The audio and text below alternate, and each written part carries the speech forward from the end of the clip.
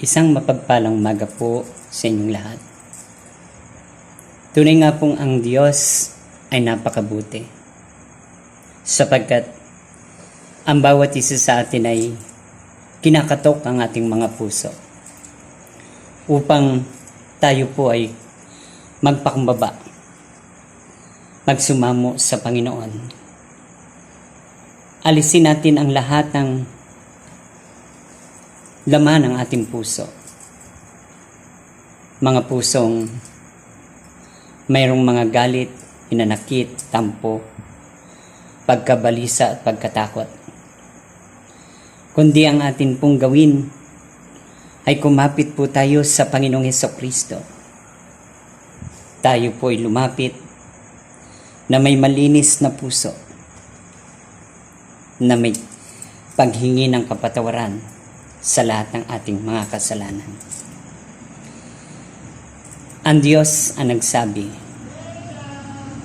ang hindi ninyo magagawa ay magagawa ng Diyos. Sapagkat ang nananatili sa akin ay mananatili ako sa Kanya. At ang nananatili sa akin at nananatili ako sa Kanya ang siyang nagbubunga ng sagana. At ang nananatili sa akin at nananatili sa aking mga salita ay hingin ninyo anuman ang inyong maibigan at ipagkakaloob ko.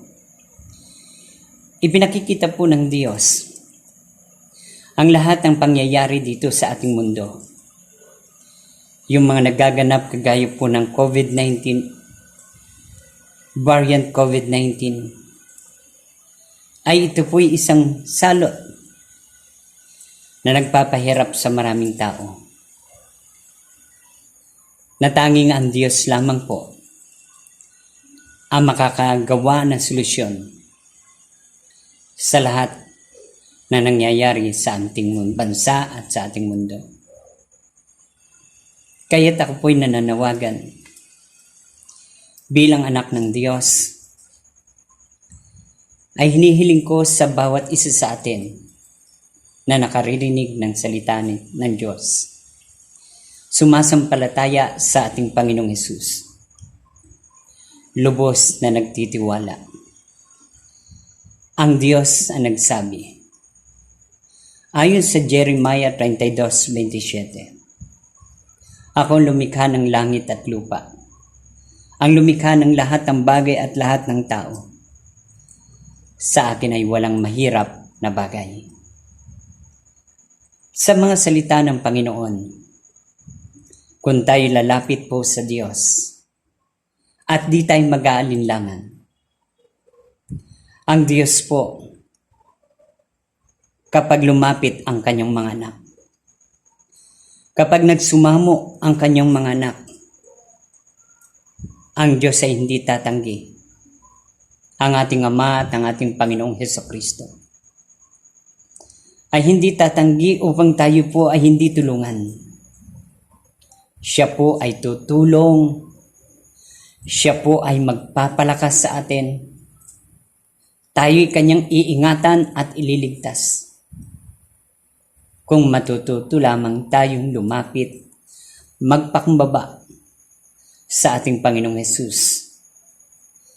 Tayong lahat ng mga tao, kung tayo lalapit at luluhod sa ating Panginoong Hesus. Kagaya ng ayon sa Biblia. Ayon sa Acts chapter 2 verse 17. Ang mga nananampalataya sa Panginoon ay nagkakatipon at dumadalangin sa Ama, nagsusumamo. At sa kanilang pagtitipon, biglang-bigla na tinugon ang kanilang kahilingan. Bumaba ang mga dilang apoy. Nakala mo'y dilang apoy, ngunit ito po ay ang Espiritu ng Diyos sa bawat tao. At sila'y lumukob sa bawat tao. At doon, nagkaroon po ng mga himala at nakagawa ng himala ang mga taong sumasampalataya sa Kanya. hindi pa rin binigo ng Panginoon si Lot sa pangyayari na siya po ay ng Sodoma at Gomora ay wawakasan na po ng Panginoon. Ngunit tanging si Lot lamang po ang nakalulugod sa Diyos. At kaya't ang ginawa po ng Panginoon ay nagsugo siya ng mga anghel na 2 anghel upang babalaan si Lot, upang tulungan, saklolohan si Lot. At siya po ay iniligtas ng Panginoon na sana'y kasama ang kanyang sambahayan. Ngunit ang kanyang sambahayan, maging ang kanyang asawa, ay lumilingon na sabi ng Panginoon, huwag lilingon. Ngunit si Lot ay nanatiling tapat at sumunod sa utos ng Diyos. Hindi lumingon. Ang kanyang asawa ay lumingon, kaya't namatay din ang kanyang asawa at pamilya. Kaya't ipinakikita ng Diyos na ang bawat isa sa atin ay matutong sumunod sa panawagan ng Panginoon. Na ang bawat isa'y magbalik loob, pagsisihan.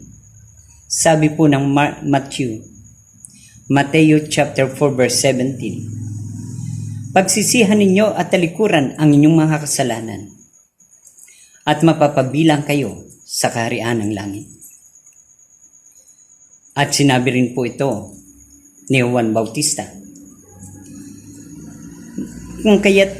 Kung ating susundin ang inautos ng Panginoon, di sana po ang salot na nagaganap na COVID-19 o variant ay hindi na po mangyari o maganap sa ating mundo. Kung atin lang pong pakikinggan ang salita ng Diyos, tayo lalapit sa Panginoon at hihingi ng awa at susunod sa Kanya, di sana'y wala na pong paghihirap sa mundo. Wala nang kahirapan, wala nang sakit at karamdaman, wala nang kaguluhan. Ang Diyos ay nananawagan na kagaya po sa pamagitan po ni Noah, na si Noah po ay inutusan ng Panginoon na siya po ay manawagan sa lahat ng tao na sila'y magbalik loob sa Panginoon, pagsisihan ng lahat ng kasalanan. Ngunit hindi po sumunod kay Noah na sugo ng Panginoon para sila'y babalaan. At nung hindi po sumunod at sinabihan pa si Noah nasisira ng ulo, ngunit si Noah ay di pinakinggan, kaya't dumating na po ang pagkakataon na umulan ng mulan hanggang sa hindi na po tumigil ang ulan at bumaha ng bumaha. At ang lugar na yon na kinalalagyan ni Noah ay lumubog. Tanging si Noah at ang kanyang pamilya ang naligtas sapagkat tinuruan siya ng Panginoon na gumawa ng isang arko upang sila po ay merong masakyan.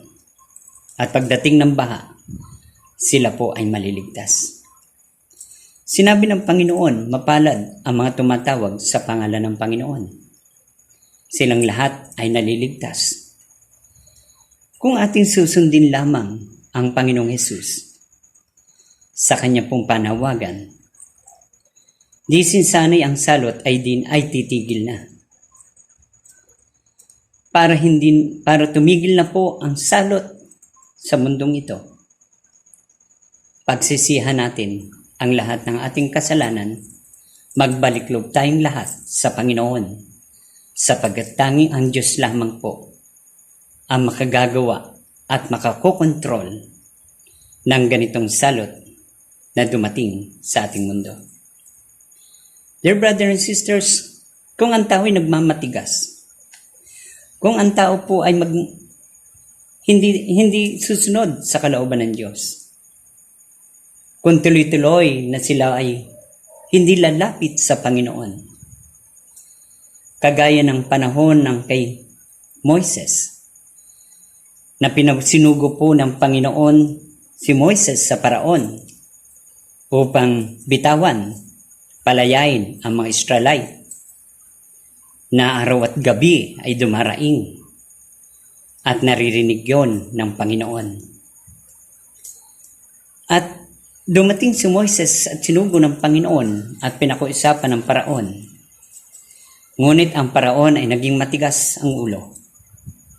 Hindi palalayain ang Israelite. Ang sabi ng Panginoon, magpapadala ako ng salot. At doon sa nagpadala ang Panginoon ng unang salot at hanggang sa ika-10 salot. At ang katapus-tapusan pong salot ay namatay po ang anak ng paraon. At doon po nangyari at naganap. Lumambot ang puso ng paraon matapos dumanas ng matitinding pagsubok. At pinalaya po ang mga Israelite at kasama ni Moises. At doon sila po ay nakalaya sa kahirapan. Kung atin pong titingnan at susuriin, ang kaaway po na diablong si Satanas ay hindi titigil na gumawa ng masama sa ating mundo o sa ating bansa o sa lahat ng tao. Ngunit kapag ang tao po ay natutong lumapit at nagbalik loob sa Diyos at siya'y natutong sa Diyos ay nagtiwala, tanging ang Diyos na ating Panginoong Hesus at ating Ama at sa Kanyang Banal Espiritu ay magagawa nilang kontrolin sa ating bansa o sa ating mundo ang sinasabing mga salot kagaya ng COVID-19 o variant COVID-19 upang wala nang mapinsala na tao. Kaya dear brothers and sisters, lumapit po tayo sa Panginoon. Sapagkat sabi po ng Zacarias chapter 1 verse 3, manumbalik kayo sa akin at manunumbalik ako sa inyo. Ang Diyos ay napakalapit sa atin. Sapagkat tayo nilikhang kawangis ng Panginoon. Ang bawat isa sa atin ay nilikhang may buhay na kagaya ng Panginoon. Ibinigay ng Diyos ang lahat ng ikansasaya at kaliligaya natin. Ikagaganda ng ating buhay ay binigay. Ngunit kung tayo po ay magpapakatigas ang puso, na sinasabi ng Panginoon, ang hindi magagawa ng tao ay magagawa ng Diyos. Ang lahat ng bagay ay galing sa Diyos. Ang lahat ng bagay ay nagmumula sa Panginoon at hindi sa sarili nating lakas, kundi ito'y sa lakas ng ating Panginoong Hesukristo sa pamagitan natin. Kung kaya't ang lahat ng bagay ay nagaganap sa buhay natin sapagkat naniniwala tayo na magagawa natin na tayo pagpalain ng Diyos sapagkat tayo sumasampalataya. Dear brothers and sisters, magpakababa na po tayo sa Panginoon. Na parang isang magulang na kung tayo lalapit sa magulang at magpapakababa, ay hindi na po hayaan ng Panginoon na siya hindi na po hayaan ng magulang na maging matigas para sa anak. Kundi ang magulang ay lumalambot din ang puso. Parang anak na nagsusumamo sa kanya, huwag niyang pabayaan. Tayo din po, kagaya natin sa Panginoon. Tayong lahat ay kapag nakita niyang nagsusumamo at gumagawa ng kalooban niya, ay hindi po niya papayagan na tayo po'y tamaan na mga salot dito sa mundo. Kahirapan, sakit at karamdaman o kaguluhan. Ang Diyos na nangako tayo kanyang ililigtas. Ang Diyos na nangakong tayo kanyang tutulungan, iingatan at palalakasin ang mga katawan nating nanghihina. Dear brothers and sisters, isang munting panawagan na tayong lahat na nabubuhay dito sa mundo, sa daigdig, tayo lumapit na sa Panginoon na nanggagaling sa ating puso, bukal sa ating puso, na tayo'y walang magagawa kung wala ang Panginoon. Sa Diyos ang lahat ng bagay at sa Diyos din ang lahat ng kapurihan at kaluwalhatian at karangalan. Tanging wala sa atin. Tanging sa Diyos lamang. Kung ating gagawin na siya'y parangalan at bigyan ng kapurihan at kaluwalhatian, anuman salot, anuman dilim ng ating mundo, ang liwanag ni Kristo laging tatanglaw sa bawat isa sa atin, maging sa ating pamilya. Kaya't ang Diyos ay hindi nagsasawa na tayo ay tulungan kung tayo'y mga anak na natutong sumunod sa kanyang kalooban. Sapagkat di tayo pababayaan ng ating Panginoong Hesus. Di man siya natin nakikita, ngunit ang Panginoon ay nakahanda na tayo'y iligtas. Sapagkat siya naparito sa sanlibutan upang ang sinuman sumampalataya sa kanya di mapahamak, kundi magkaroon ng buhay na walang hanggan. Maraming pong salamat sa inyong pakikinig. Sa pangalan ni Jesus, Amen.